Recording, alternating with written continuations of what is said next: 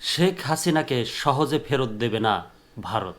বাংলাদেশের অন্তর্বর্তী সরকারের অনুরোধে সাবেক প্রধানমন্ত্রী শেখ হাসিনাকে প্রত্যাপনের বিষয়ে ভারত এখনও সিদ্ধান্ত নেয়নি।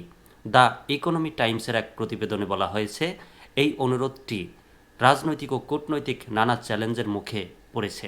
প্রতিবেদনে উল্লেখ করা হয়, ভারত বাংলাদেশ প্রত্যাপন চুক্তির শর্ত অনুযায়ী রাজনৈতিক প্রকৃতির কোনো অনুরোধ কার্যকর করা যায় না। এছাড়া ভারতের জন্য শেখ হাসিনার ভূমিকাও গুরুত্বপূর্ণ। তিনি চরমপন্থী দমনে এবং উপ আঞ্চলিক সহযোগিতা বৃদ্ধিতে ভারতের স্বার্থ রক্ষা করেছেন। ভারতীয় সূত্রমতে বর্তমান মোহাম্মদ ইউনূস সরকারের চাপ থাকা সত্ত্বেও ভারত তড়িঘড়ি করে কোনো সিদ্ধান্ত নেবে না।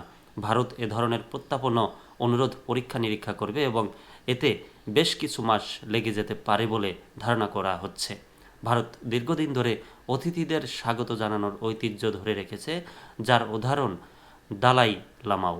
সূত্রগুলো মনে করে, বর্তমান পরিস্থিতিতে যদি শেখ হাসিনা বাংলাদেশে ফেরেন তাহলে তার জন্য একটি অনিশ্চিত ও ঝুঁকিপূর্ণ পরিস্থিতি তৈরি হতে পারে।